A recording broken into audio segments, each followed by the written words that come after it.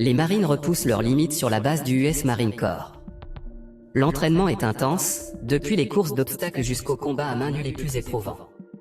Mais un Marine se distingue, Allison. Elle est rapide, concentrée et féroce, jusqu'à ce que son maître lance une attaque surprise, lui faisant perdre sa victoire et lui rappelant de toujours rester vigilante. Plus tard, nous rencontrons Sam, un agent secret et l'oncle d'Allison, qui est clairement impressionné par ses compétences.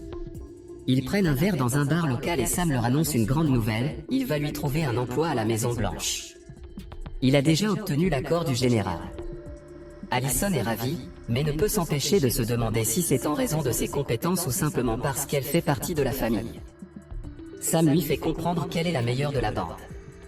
Pendant ce temps, on apprend que le président a l'intention de s'allier avec l'Estovie, un pays proche de la Russie, dans le cadre d'un accord pétrolier controversé. Cette décision suscite des débats, mais le président est déterminé à faire avancer son programme malgré les réactions négatives. Le lendemain, à la Maison Blanche, le président s'assoit dans son bureau avec le vice-président, qui exprime sa désapprobation quant à sa décision de coopérer avec l'Estovie, craignant que la mafia ne contrôle le pétrole de l'Estovie. Cependant, le président reste ferme sur sa position. Pendant ce temps, Allison est à la Maison Blanche. Sam réunit son équipe et leur demande de se préparer au voyage du président en Atovia pour conclure l'accord.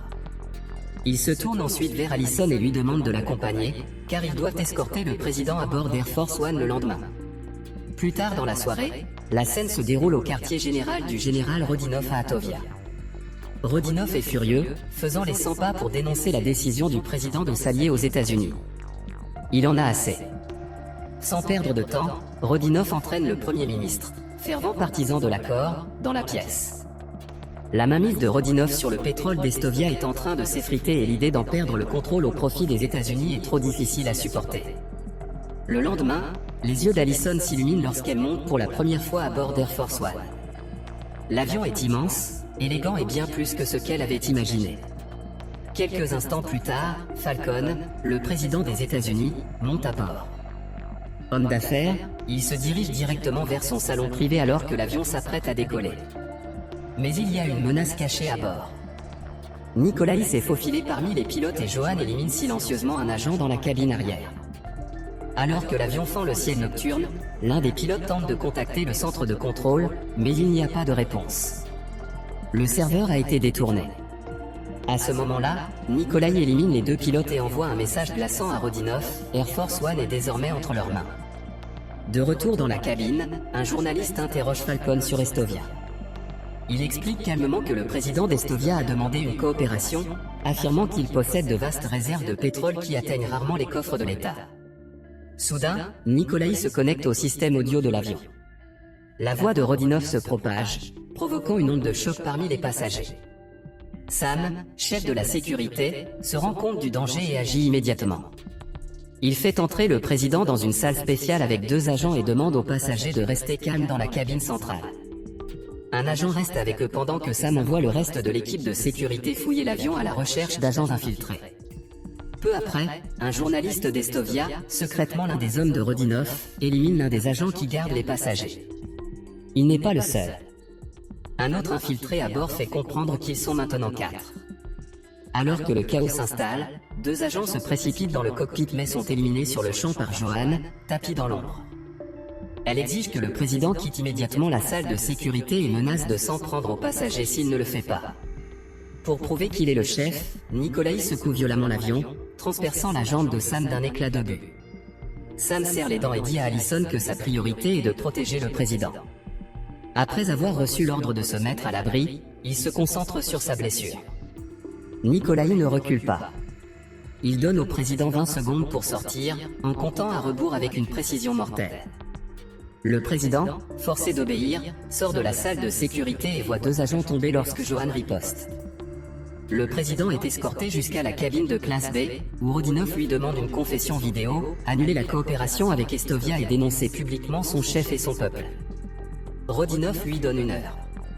Pendant ce temps, Johan se prépare à entrer dans la cabine de classe B, frappant 5 fois pour signaler sa présence.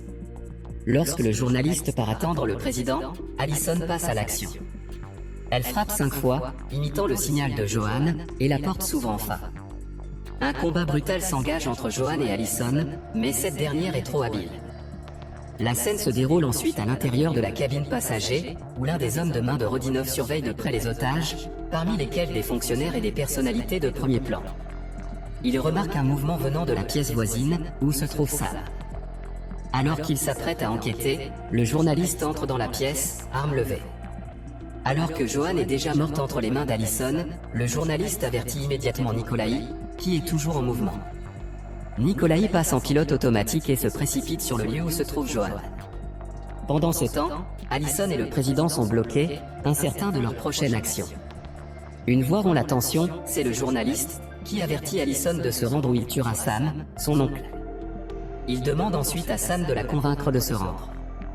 Sam, déterminé, dit à Allison de protéger le président, sachant qu'ils sont tous morts de toute façon. Sam et les otages disparaissent en un instant. Des coups de feu retentissent dans l'avion. Paniqué, il attrape le président et le presse de se rendre aux urgences. Il saute en parachute, mais Nikolaï est déjà là. Allison tire et rate sa cible, mais la balle effleure la main du président. La blessure n'est pas grave, mais la tension est insupportable. Allison et le président sautent ensuite en parachute de l'avion, avec un atterrissage brutal mais sans problème. Au sol, le journaliste et son compagnon jurent sous l'effet du souffle lorsqu'ils se rendent compte que leurs cibles se sont échappées. Le journaliste s'empresse d'informer Rodinov de leur fuite, en précisant que le président et son agent ont sauté en parachute dans une vallée proche de la Russie. La réaction de Rodinov est immédiate. Pendant ce temps, le chaos règne au centre de contrôle d'Air Force One. L'avion a disparu des radars, ce qui affole tout le monde. Affolé, il contacte la Maison Blanche. Mark, le chef de cabinet du président, annonce la nouvelle au vice-président. De sa voix sombre, Mark admet qu'il y a peu de survivants à un accident d'avion. Le vice-président, inquiet, ordonne rapidement à Mark de se rendre à Atovia et de coordonner les recherches pour retrouver d'éventuels survivants du crash. Pendant ce temps, Allison et le président se déplacent rapidement, à la recherche d'un abri. Allison suggère qu'il se dirige vers un terrain plus élevé afin d'envoyer un signal d'aide. Alors qu'il se dirige vers le haut, Rodinov envoie des vagues de soldats parcourir la vallée, les traquant les uns après les autres. Lorsqu'il tombe sur une petite cabane, il décide de se reposer pour la nuit. Alors que la nuit s'assombrit, Allison et le président s'assoient dans un coin de la cabane et échangent des histoires. Le lendemain matin, Allison se réveille et se retrouve appuyée contre l'épaule du président. Embarrassée, elle s'excuse immédiatement, mais le président sourit. Ils font leur bagage et poursuivent leur voyage, mais les choses prennent une autre tournure. Les hommes de Rodinov sont tout prêts à frapper. Allison et le président sont piégés dans le quartier général de Rodinov et se sentent complètement impuissants. Allison, rongée par la culpabilité, se reproche d'avoir laissé tomber Sam. Elle ne peut pas croire que les choses ont mal tourné. Rodinov, froid et implacable, entraîne le président dans une autre pièce, laissant Allison avec son bras droit. Tout en marchant, Rodinov évoque sa haine des capitalistes, les accusant d'avoir ruiné son pays. Le président répond calmement, soulignant que la coopération pourrait profiter aux deux pays. Mais Rodinov ne veut rien entendre.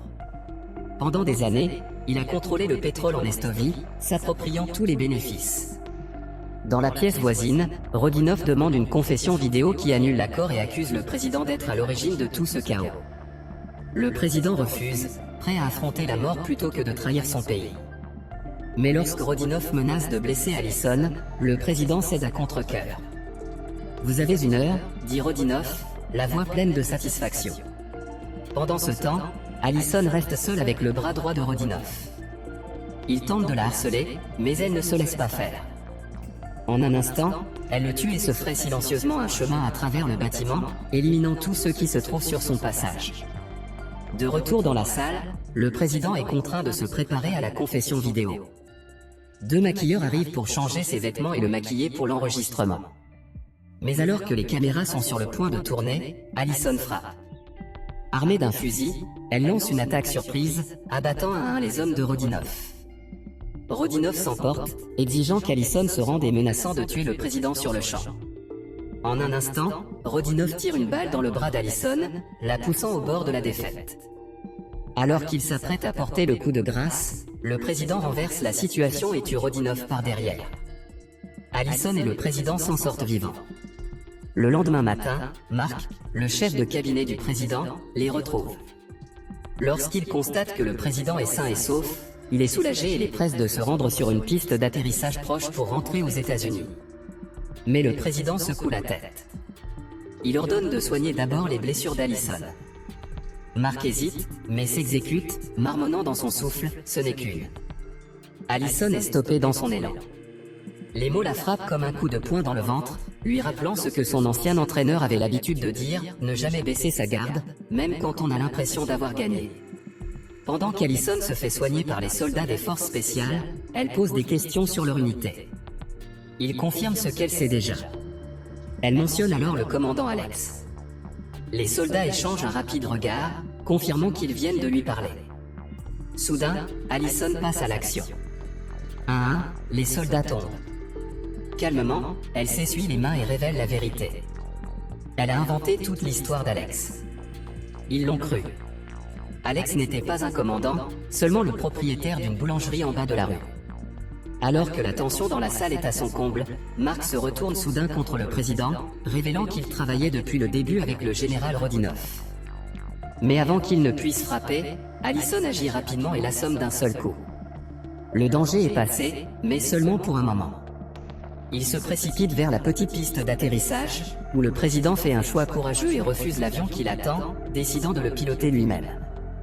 Alors qu'il s'envole dans le ciel, le président échange un rapide regard avec Allison, un lien silencieux se crée entre eux.